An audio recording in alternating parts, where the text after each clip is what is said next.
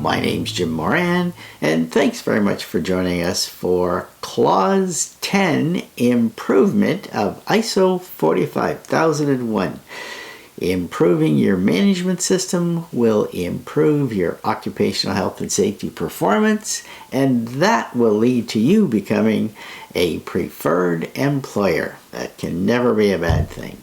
You'll find in this particular clause all kinds of requirements around improvement, and the interesting thing about ISO 45001, even though it's like the other high-level standards, there is a requirement to actually demonstrate improvement in your health and safety performance. There is not a requirement in ISO 9001, the quality standard, to show that you improve quality, but if you don't, you're costing yourselves money.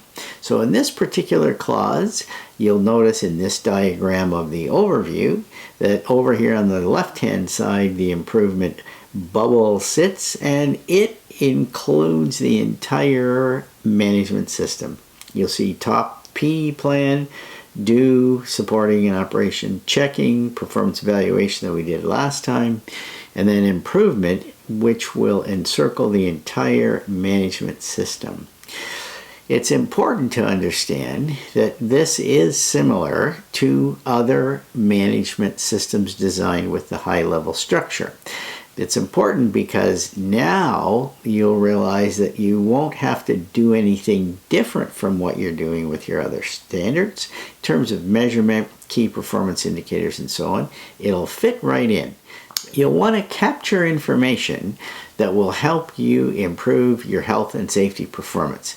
Improve your health and safety performance, and your safety insurance premiums at least won't go up. In some cases, maybe they'll go down depending on your provider.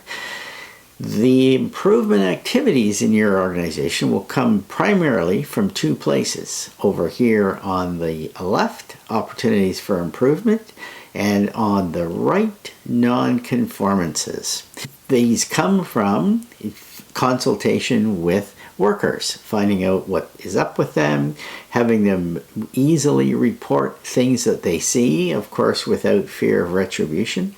Another place that you'll get information on opportunities for improvement and non-conformances is audits, internal audits, external audits. You'll find information in your metrics if they are designed well. And the metrics will be worthwhile if you have created a safety culture where people want to be safe, they want to report issues that could lead to unsafe conditions, they want their working partners to be safe as well. Creating an environment of support and encouragement and getting people confident that reporting issues won't get them into trouble will help your metrics improve, no question. Finally, the management review activity that you do every year, or semi-annually or quarterly or whenever you do them, will also lead to the discovery of opportunities for improvement and non-conformances. On the left, we have things like near misses. Those are opportunities for improvement. When things go a little more horribly wrong, it'll turn into an incident, and that is without doubt a non-conformance. Definition of non-conformance, by the way, is non-fulfillment of a requirement. That is from ISO 9000-2015. The other thing to keep in mind is that on the left side of the diagram, we're talking about being proactive. On the right-hand side, you are reactive. And by the time you're reactive, you've already cost yourselves a lot more money, a lot more credibility, and in some cases, a lot more morale. This particular diagram you should be familiar with by now if you've been poking your nose into occupational health and safety.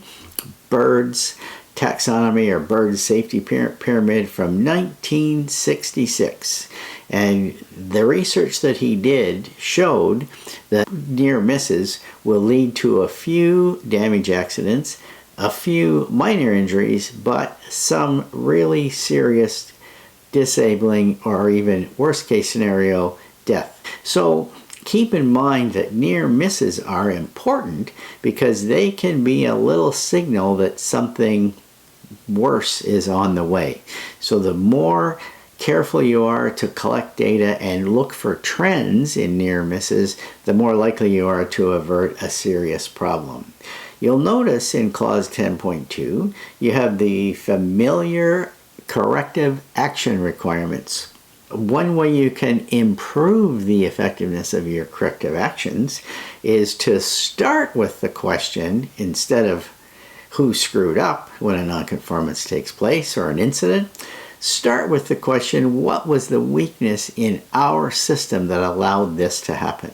This can help you create a supportive, collaborative environment, or a culture, if you will, and it'll reduce the instances where people either don't want to take part in the root cause analysis, or they hide things or subvert the activity for some reason or other. So get people working together. Let people know from your actions that you're not trying to find somebody to blame. You're looking for the weakness in the system that allowed it to happen.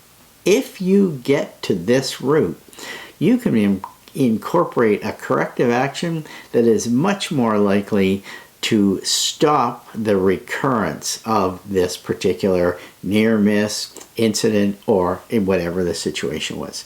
One way to get to the root is the Ishikawa fishbone diagram, and you may remember it from the 60s. It'll help you get your focus off the person onto the system. Another approach that is, I wouldn't say peculiar or particular to incident discovery or incident unraveling in health and safety, but it does seem to be used there quite often. Taproot.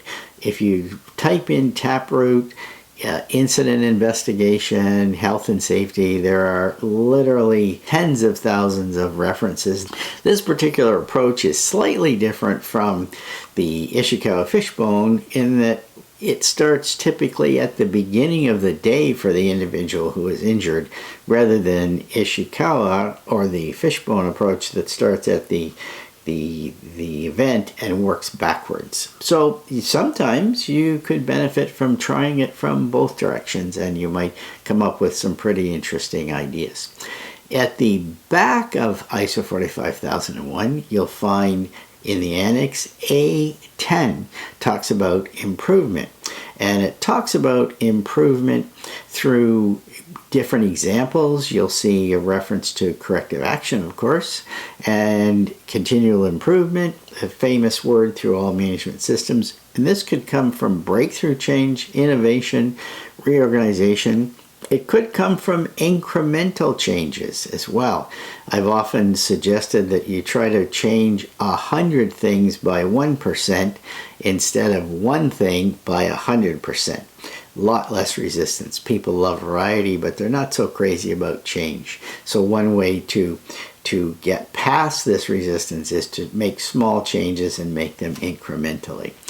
You'll also find some interesting information in ISO 45002, clauses 10.1 to 10.3. You'll see the words 10.3, continual improvement, but you'll also see reference to things like the introduction and implementation of accepted good practices, benchmarking, reducing risks. You might see something in there about implementing suggestions and recommendations from workers and other interested parties. What a great place to start. And of course, there's always the option to apply new technology, new materials, safer materials, less abrasive materials, and of course, if you're thinking environmentally, recyclable materials. So it all ties together.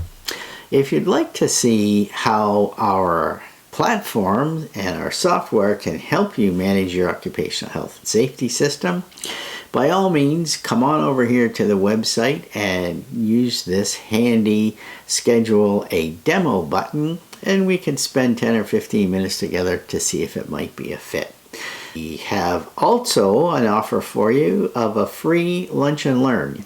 Just click the link down below the video. Thanks very much for taking a look, and keep your eye out for the next installment.